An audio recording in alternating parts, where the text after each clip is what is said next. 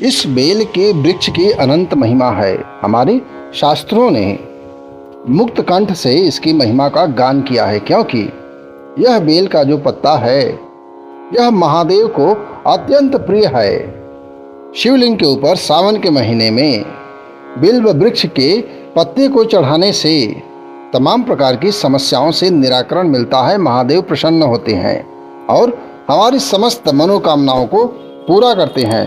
तो आइए जानते हैं किस तरीके से बेलपत्र को महादेव के ऊपर अर्पित करना चाहिए। आप देख रहे हैं, सबसे पहले जमीन के ऊपर, धरती माता के ऊपर हमने एक आसनी लगा दिया है और उस आसनी के ऊपर आप देख रहे हैं कि शिव जी का एक वस्त्र रखा हुआ है।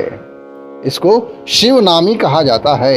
ओम नमः शिवाय इस पे अंकित है और साथ ही साथ युगल छवि आपके सामने है, मेरे हाथों में आप देख लीजिए। यह पत्थर का एक पात्र है जिसके ऊपर करोद्वर्तन चंदन अर्थात लकड़ी का चंदन, जिसमें पानी मिश्रित करके रगड़ा जाता है। शुद्ध जल की कुछ बूंदें उस पत्थर पे गिरा दीजिए। उसके बाद अपने हाथों से चंदन को रगड़िए।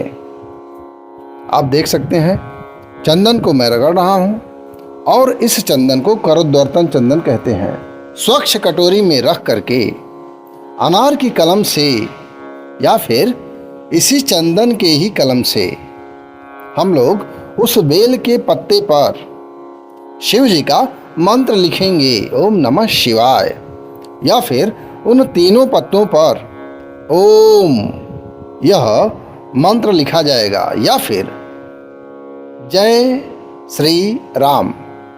एक पत्ते पे जय, दूसरे पे श्री, तीसरे पे राम, इसको भी हम लिख सकते हैं, या फिर सीताराम सीताराम सीताराम।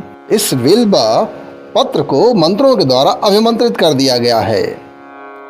बिल्व पत्र कभी भी बासी नहीं होते हैं और उसको आप किसी भी समय ग्रहण कर सकते हैं। यदि आपने एक बार शिव को बिल्व पत्र अर्पित कर दिया तो भी उन्हें आप पुनः ग्रहण करके स्वच्छ गंगा के जल से साफ कर लीजिए और उसके बाद दोबारा उसका प्रयोग आप कर सकते हैं। किसी प्रकार की कोई दोष नहीं है। बिल्व पत्रों का चयन कैसे करें, आइए उसके ऊपर चर्चा करते हैं। बेल के पत्ते को यह देखना है कि वह निर्मल होने चाहिए। बेल के पत्तों में किसी भी प्रकार का छिद्र नहीं होना चाहिए, कहीं से भी वो कटे फिटे नहीं हो। यदि आपके पास चंदन नहीं है तो आप अष्टगंध का भी प्रयोग कर सकते हैं, या फिर अपने घर में ही हल्दी वगैरह कुमकुम मिला के चंदन का निर्माण कर सकते हैं। उसको भी जल में मिलाने के पश्चात आप कलम से उन मंत्रों को लिख सकते हैं, किसी प्रकार की कोई दिक्कत नहीं। अब आप देख रहे हैं चंदन का हम संकलन कर रहे हैं। पात्र हमारा पवित्र होना चाहिए। पवित्र पात्र में करोद्वर्तन चंदन को संकलित कर लेते हैं और देखेंगे कि यदि वह हल्का है तो उसमें थोड़ी सी और चंदन मिला लेंगे। बेल के पत्ते किसी भी प्रकार से छेद नहीं होना चाहिए, कटा पिटा नहीं होना चाहिए। यदि कोई बेल का पत्र कहीं से भी कटा हुआ है, छिद्र युक्त है, वैसे पत्तों को हम ग्रहण नहीं करेंगे, वृक्ष में ही रहने देंगे, उसको तोड़ेंगे नहीं। क्योंकि यदि आप वैसे पत्तों को तोड़ते हैं तो दोष लगता है, क्योंकि ना तो हम उसे महादेव के ऊपर चढ़ा पाते हैं और ना ही किसी दूसरे काम में प्रयोग कर पाते हैं। आप देखिए चंदन की लकड़ी से ही यहाँ पे ओम नमः शिवाय इस मंत्र को लिखा जा रहा है। बेल के पत्ते का जो भाग सूर्य की तरफ होता है अर्थात ऊपर का भाग, उसी पे मंत्र लिखते हैं। नीचे के भाग पे मंत्र नहीं लिखा जाता है, क्योंकि बेल के पत्र को उल्टा चढ़ाया जाता है। जहाँ पे मंत्र लिखा हुआ है वह मंत्र शिवलिंग के ऊपर होना चाहिए। उन्हीं नियमों को ध्यान में रखते हुए बिल्व पत्र के ऊपर हम करोद्वर्तन चंदन से ओम नमः शिवाय लिख रहे हैं और उसको लिखने के पश्चात थोड़ा सा उसको आप सुखवा भी सकते हैं, या फिर आप बिना सुखवाए ऐसे ही कर सकते हैं, आपको लाभ मिलेगा।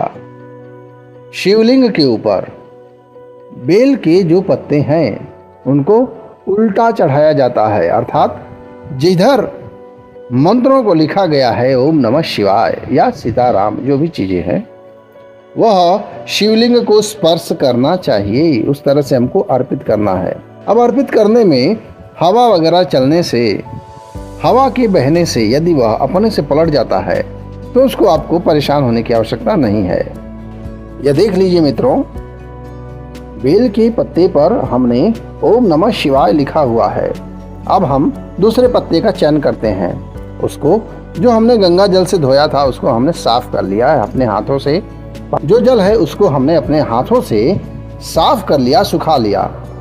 अब इस पत्ते पे जय जय सीताराम आप इसको भी लिख सकते हैं। आप देख लीजिए, एक पत्ते पे हमने जय श्री राम लिखा हुआ है, एक पे ओम नमः शिवाय लिखा हुआ है, किसी पत्ते पे जय जय सीताराम लिखा हुआ है। कोई दिक्कत नहीं है। और एक पत्ते पे और हम लिख के दिखा देते हैं। इस पत्ते पे केवल ओम लिखेंगे, क्योंकि ओम यह जो प्रणव है वही तत्पुरुष है।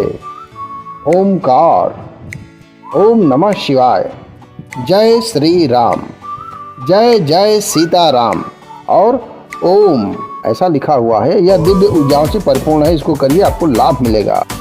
यदि आप चैनल पर नए हैं तो इसे फटाफट सब्सक्राइब कर लीजिए, लेकिन आप सब्सक्राइब करना भूल जाते हैं। ऐसा मत करिए, चैनल को सब्सक्राइब कर लीजिए, लाइक शेयर कमेंट करना मत भूलिएगा मित्रों। पूरी टीम की तरफ से मैं आपका पुनः स्वागत करता हूं अपने इस YouTube चैनल पे जिसका नाम है वैदिक प्राकृतिक जीवन। और इस चैनल पे आपको संपूर्ण प्रामाणिक जानकारियों को देने का एक प्रयास किया जाता है। पूरा भरोसा है आप सभी वीडियो का आनंद ले रहे होंगे। पूरी टीम की तरफ से आपको मैं नमन करता हूं, सादर प्रणाम स्वीकार करें। ओम नमः शिवाय, महादेव कल्याण करें।